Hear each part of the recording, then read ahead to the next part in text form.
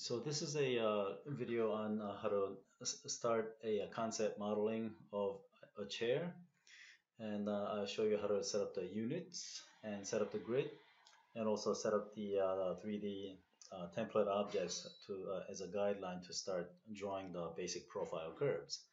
So first thing that you like to do is go to the construction options and set up the units, because the default units of the millimeters are quite inconvenient and not so rational for something like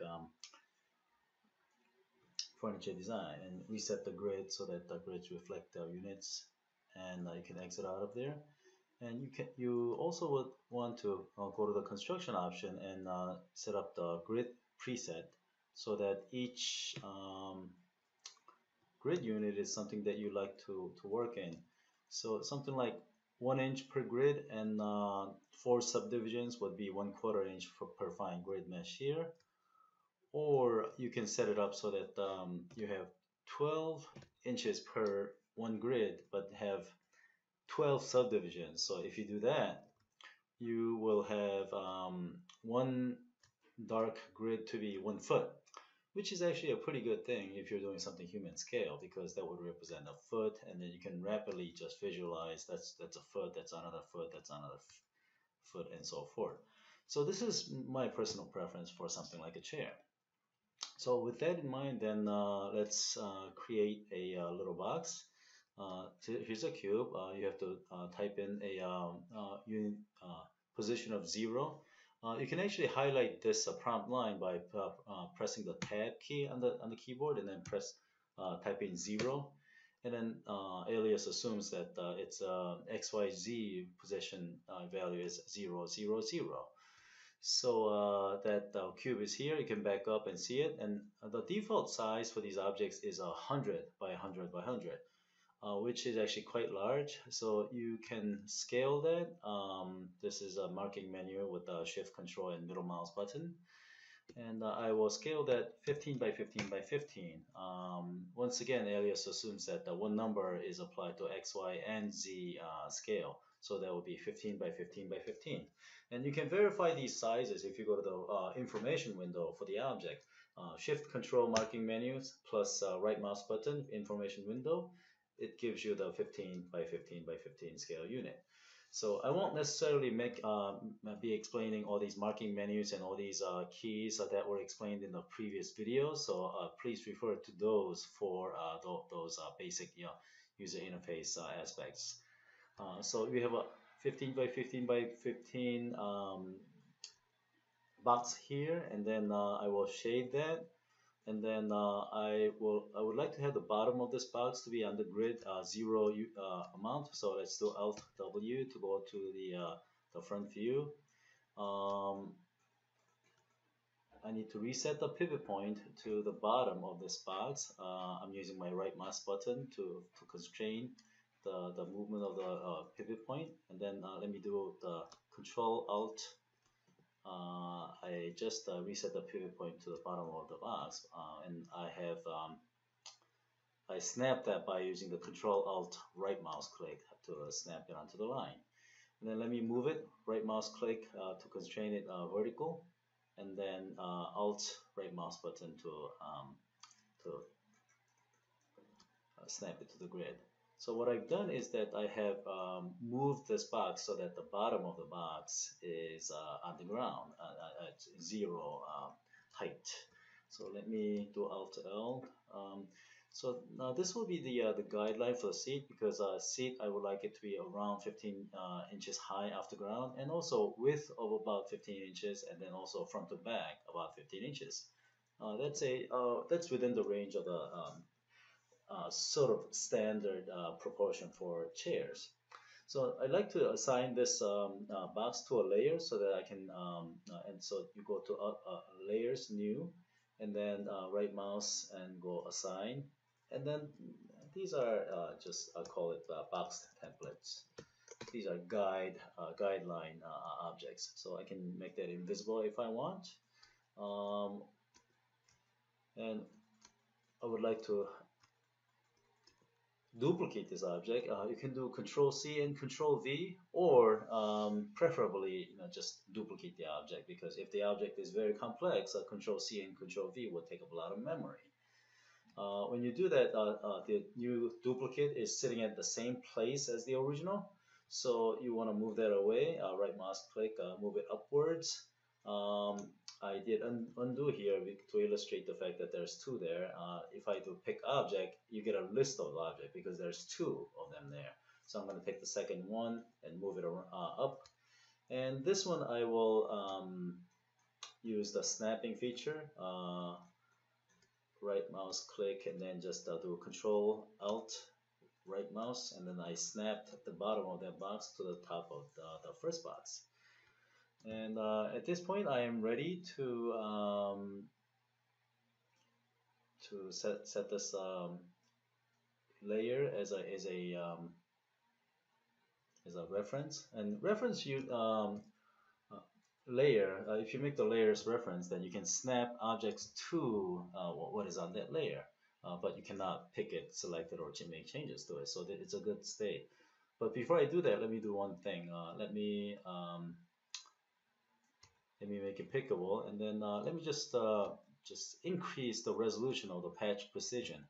Patch precision is just the dotted lines on the object to describe the form better. And under Object Edit, there is a patch precision, and then if you click your mouse, you can see that you can display more dotted lines on the object, and that's really useful if you want to snap objects to the reference patch precision lines. So what I'm going to do is I'm just going to increase the patch precision unit just so that I get a middle line in the center of the face. And that way I can snap objects to these dotted lines, which is very convenient. So that's what I did here, and then I would like to make this a reference layer. So now I just need to create some curves here, and this curve I will create it using the new CV curve. With the Control Alt C key held down, I just click drag on these reference curves. Second one, third one. Oops, I made a mistake with this one. Let me do undo, Control C. Let's continue drawing here. Another one. You just have to hit that grid. So just click with your left mouse button and then you should be fine. And just continuing. And the last one, put it here. And you don't have to do anything else now. You can just say pick nothing out of there. And you can see that there's a curve created. You can say pick curves or pick objects. Either way is fine. And I have created this curve here. So now, in order to change the shape of this curve, you will need to let's see. First, let's go to the right view here, the side view, because that is much easier to work with. So you just have to say pick CV and pick any of these curve CVs here. Box selection is much easier because you don't have to hit a specific point that is very small. So that's very frustrating, and I can't really do that. So click drag box selection is much easier. You just have to be careful or know that you're not selecting just more than one. You can select more than one and manipulate it, but you just have to know that that's what you're doing. Okay, so let's pick a CV here and move this around. If you click and drag on another one, you can see that it switches selection to the one that you touch. So you just have to be aware that that's what's going on. There's another point here, I believe, and then another one. Maybe I'll pick this one and then move this backwards, or maybe I'll leave it there. Depends. Okay. It seems like that's fairly okay. What I'm doing there is just saying pick nothing, and then pick CV, and then just moving it around. I just like to make sure that I'm not picking. I have So Alias you cannot deselect things in Alias by clicking on an empty space. You have to say pick nothing. You either say pick nothing or just choose something else to be selected. That's how you let go of objects that are selected. Okay, so far I have this side profile curve drawn, and if you're doing a very fine design, if it's a final design, you want to take some time and set this curve up so that it's very exact to your likings and what you prefer.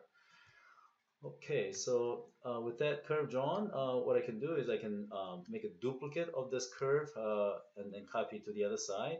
And doing that, you can make a copy and snap it to this reference. Or if it's a mirror symmetrical object, you can just say edit duplicate mirror. And you just have to make sure that you go into the option box and choose the mirror plane that that is correct. So the mirror plane in this case, since you are going in the x direction of duplication, you have to pick the plane that does not include the axis name for your axis direction. So YZ plane is the one, and then you have the other one here. Okay, and I have that set up. And one more, I'd like to duplicate one more curve here. I can just duplicate this, duplicate object. I want to go to the front view here and then just move it. Middle mouse button to constrain the movement horizontal in that front view. And let's use the Alt key to snap it to the grid. Okay. Um, and what I like to do here is then I like to modify this one in the center so that its seat is lower and the back is a little bit forward, and maybe something in the leg area. I like to take the tip of this end of this curve to be a little bit higher too. So to do that, I need to make sure that I don't pick any of these points that belong to the curves on the side. I like to only work with the points in the on the curve in the center one. So in order to do that, I need to turn off these points. So that is achieved by doing Alt O. Alt O will turn off all these points, and then you can say, all right, I want to pick this curve, and then right mouse click, shift control, right mouse controls on, and then that will give me the display of these CV points for the center curve. So now let's go to the right view, pick some of these CVs here, and move those downwards and a little bit forward. And then maybe some of these a little bit higher and maybe towards the back. So I'm making changes to this profile curve, and then maybe the front one though for the waterfall, I like for it to be a little bit lower, and maybe for the leg I want to go a little bit forward just for let me see what that looks like. Maybe that'll give me something interesting. Okay, so let's check out what this looks like. With those three curves in space, if you have more than two curves or more, what you can do is you can create a skin between those two curves as a surfaces. So this is creating the surface, and under surfaces menu you have a skin command, and all you have to do is just click with all the click on these curves with the left mouse button with the shift key held down. So first one, second, and third, and then now you have a surface. Okay, and I did pick nothing to complete and get out of that function. And let's create some surface for the back. This one I will draw a curve. Click, click, click, and then last one I'm gonna use the Alt key to snap onto the grid. Pick nothing to get out of it, and pick CV, and then I'm just gonna move it to move it around and adjust the shape of the curve a little bit. Okay, so with this one, I would like to do something similar to what I had done over there. In order to move this curve around and snap to references, it's actually better for me to set the pivot point, move the pivot point of this curve to probably the bottom of itself here. So I've set the pivot point to the end of the curve here. And what I will do is I would like to make a duplicate of this curve, duplicate object. Let's move that. Let's see. Let's just go to the front view, and then maybe a little bit smaller than the one in the front. Yeah, I think that's better. So it'll be sort of like a stylistic one that's a little narrow. And this one, I like to do it so that, let's see, I'm going to do Alt O to turn off the display. And then I think I'm going to take the center one and then modify the shape. Let's turn the control points on so that it's something like this. And I guess that's good enough. Okay. Let's pick the curve. Let's pick the curve on the side. This one here, and let's make a mirror copy of this one. Edit, duplicate mirror. So I have it on the other side. I have one, two, three curves here, and I will create a skin using only those. So I have a skin surface here.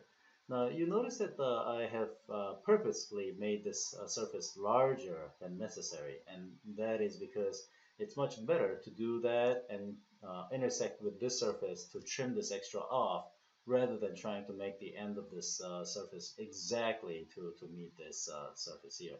That would be much more complex and cumbersome and much less preferred. So far, I have what looks like a chair shape with the back, the seat, and the front leg, and then the rear leg. So I'm going to create one more surface here. Let's see. What I'm gonna do is I'm going to create a surface that is a sort of like a U shape. I'm going to draw a curve like the upside down U shape, and then I'm going to skin something that goes front to back like a saddle. And then I'm going to use that to intersect with these two surfaces to trim away the unnecessary extra part. So in order to do that, I can create a curve, but what I can do is I can use something like a circle, primitive circle. Let's just do an alt click to produce that circle in the center grid here. And a circle is very large, as you can see here, and you just need to, because the default size is a very large one, let's just scale it to be something that is smaller, something like 6 inches.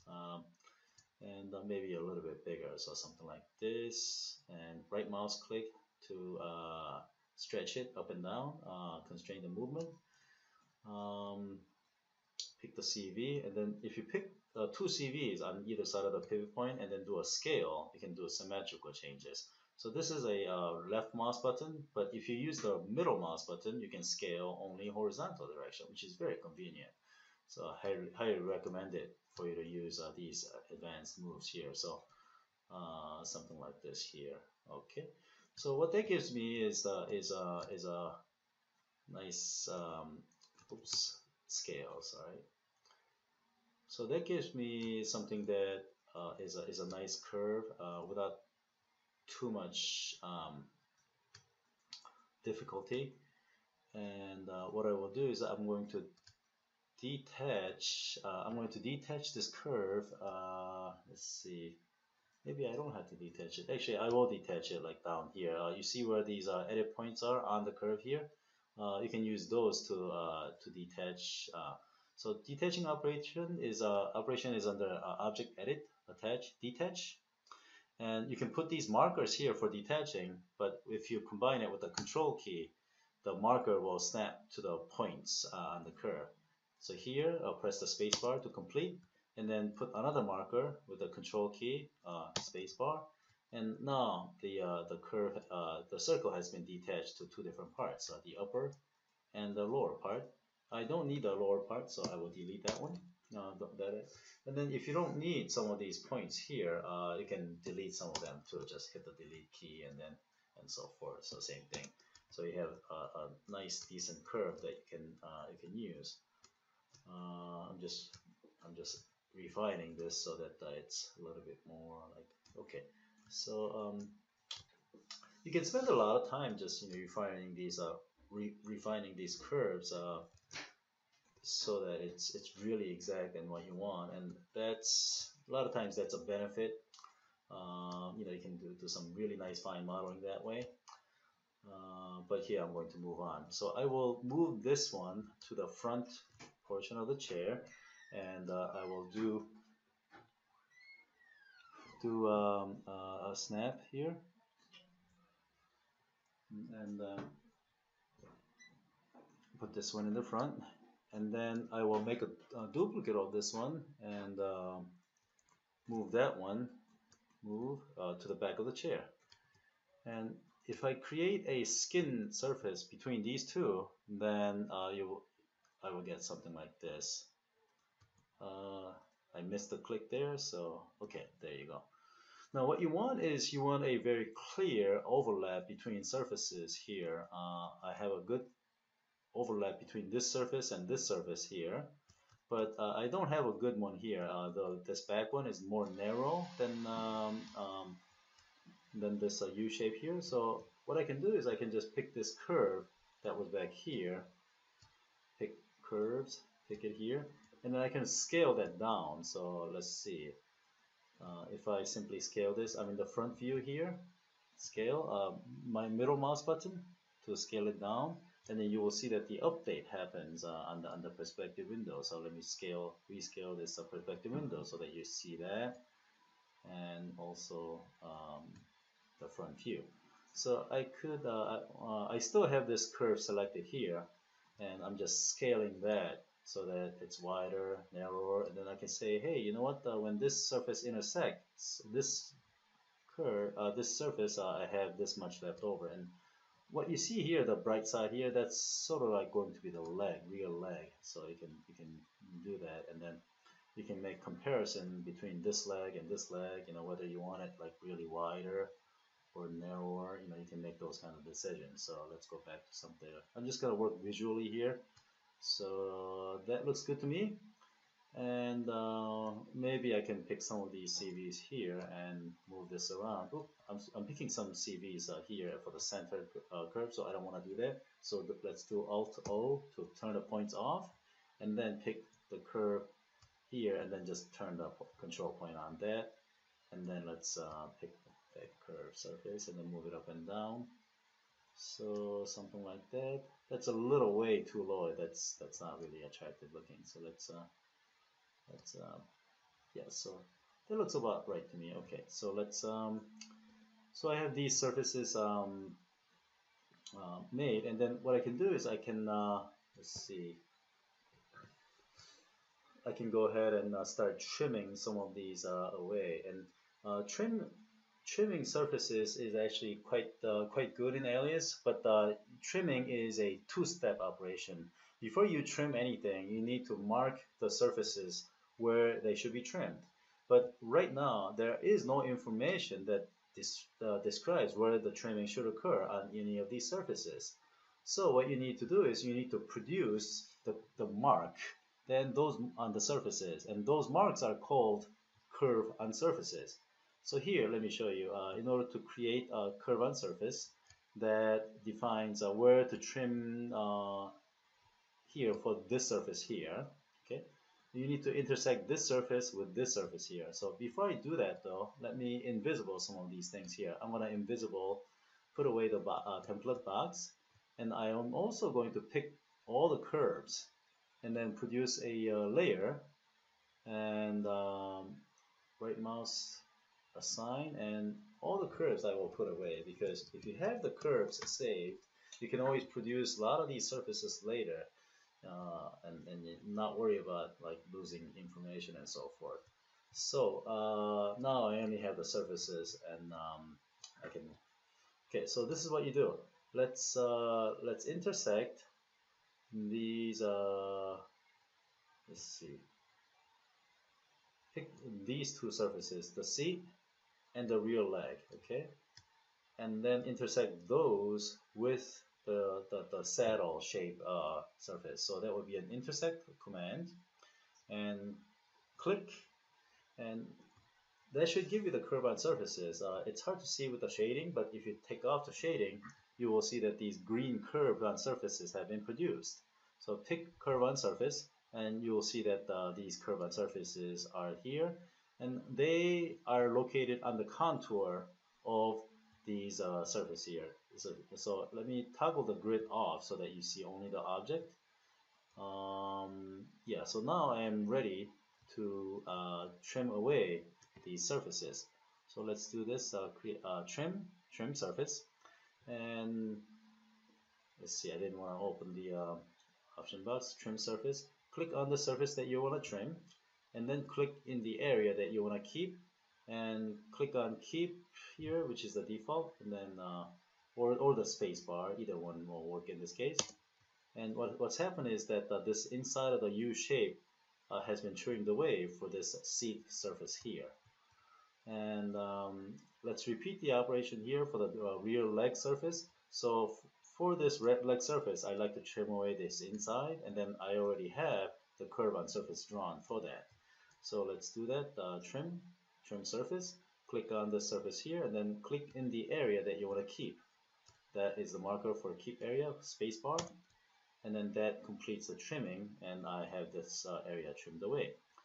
Now at this point I can just hide away this surface. I don't really need that. I wouldn't recommend deleting it, just hide it so that it's put away, because you probably will need it later.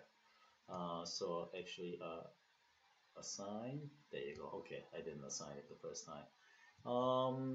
The rear leg is a little bit, yeah, there's some, refinements that I can make here, I'm sure, but I will stay, I'll save that for the time being. And at this point, what I would like to do is I would like to give thickness to these surfaces so that they start to describe volume. And that is achieved by doing something like offset. So let's do an offset command. And then you can click on a surface and then click your mouse, drag it around, left mouse button. And in this one, you can either offset this way or that way, but this way makes more sense, because what I produced here is probably what contacts the body of the user. So it probably makes more sense to offset this way. And thickness for that is indicated up here, negative 0.767. So that is about 3/4 of an inch or so. It's positive direction here, but negative direction here. So negative, yeah, negative 0.75. So that is, why don't we do something like negative 0.5 or so. So that is about half an inch thickness. Press the space bar to complete it. And now you see that you have two surfaces here with even distance all throughout. So now with Alias, with these side surfaces, they are not necessarily created automatically, and there is actually a benefit for that rather than being extra. It is a little bit of extra work compared to something like Rhino, but you'll see the reason why that is really beneficial. So let's do this. Let's skin each of these edges here. So there's a one side edge, that's a side wall, and then another one here, click, click, another one here, click, click, and then a couple, oh, there is the one for the inside, click, click, and then another click here, click, click, then click, click here. So that should complete the side walls for all these thicknesses. And the really nice benefit of Alias modeling is that the surface that I have offset, it's not static. I can make changes to this surface, because oftentimes you don't necessarily have to keep the same even thickness all throughout. You can make changes so that there are thicker and thinner portions of the form. So in order to do that, let's do a control point turned on. And this one, I have some CVs to play around here. So like something like this. Yeah, this lumbar doesn't make a whole lot of sense, but I can. That's why I'm making changes. So pick CV here. I'm picking one of the CVs that describe the rear outside surface here, and I can move that around. I'm going to move that in the Y direction with the middle mouse button. I will get this warning saying that there is a construction history that is attached onto this offset surface, and I'm going to lose that history if I modify this. And I'm saying yes, I want to do that. Just middle mouse button and move it around. So here I have this part to be a little bit going out this way rather than, so I don't know if that lumbar support still makes sense, but let's say it does for the time being. And I'm going to pick another point here, pick CV, and I'm going to move that downwards, right mouse button, and then middle mouse button. And maybe I'll do that to some of these here. I'm going to pick this point here, which belongs to this corner, and then this corner here. So if I modify those guys, I can do something like this. Move, middle mouse button, right mouse button, middle, right. So I'm basically giving it sort of like a more thicker corner kind of shape that is more, whether it's a visual style or structural reasons, you probably have a need to do something like this at some point. Okay, so that is one area, and then I can also do that for these corners. This here I can pick some of these here, these 2 points that are in the corner area. Same idea. Move it downwards and towards the back. So now, like if you're constructing this out of like CNC milled out wood or something like that, it makes perfect sense to try to thicken up these corners for strength purposes, as well as some like visual stylistic choice. So you have this idea here. So something like this is not, this is actually like beyond doing a simple offset with the even thicknesses. The front and the back surfaces are sort of like independent at this point. They were initially offset with an even thickness, but no longer. So that's something that you can do. And I like to then I also offset this one. I'm going to offset this one probably outwards this way, so towards the back of the, so let's do object edit, offset. And this one, I think I like to offset this way because I want to give a little bit more footprint towards the back. So this one is, it's going to be point 0.5. Let's do 0.5 on this guy also. 0.5. Was that it? Yeah, I guess that was it. Space bar. And I will create. Now notice that I'm still keeping this like this overhang here because I want to trim that off after I create all the side walls and everything. It looks like to me that this top part is like running into this body, and I don't really want that. I think that happened because I modified the form of this surface here. So what I'm going to do is I'm going to bring back the curve that that that controls the shape or form of this of the surface. And let me show you if I what happens if I modify that. It has a history. Uh, let's see. Let's turn the control points on for this guy. Pick these CVs on the top, and let me just move this downwards like this. Okay. So and that should update this surface here and the offset surface here. So that gives me a little more room, and I don't have a funny, really like knife edge kind of a shape here anymore. So that's what I would like. Okay, so now I can put away the curves and also the guide surface. So here there was an example where like keeping that surface and all the curves was worth the effort. Okay, so let's do more offset. I'm sorry, more skin. Skin this sidewall here, and skin this sidewall here. This one, click, click, and then this sidewall, click, click, and the one in the bottom, click, click, and click, click. Okay, so now I have this here, and the last thing that I would do is I would trim off this extra that is overhang. So you can either use, in this case, I would say trimming with this surface here makes sense. So let's pick these surfaces that should be intersecting this surface here, which would be this sidewall, yes, and then this surface in the back, and also this surface in the front, and then another side wall here, right? Now I could have done like a box selection here like this, you realize that, but I just wanted you to see that these are individual surfaces that I'm making sure that they actually should be included in this selection. So that's why I did it the slow way. So once again, let's pick these surfaces, box selection. This one here, it doesn't intersect that top, so it doesn't need to be selected. Okay, so let's click, let's choose the intersect, and then click on this surface here. One thing is that you have to click on the visible lines that belong to that surface. You can't just click on these empty areas. So That's something that you need to be aware of. So let's take this out, take the shading off, and then you can see that the curve on surface is visible here. Okay. And with those curve on surfaces visible or available, you can do a trim surface here. Uh, Click, keep this part, and you can see that that surface here has been trimmed away. And then it's the same thing for this curve here.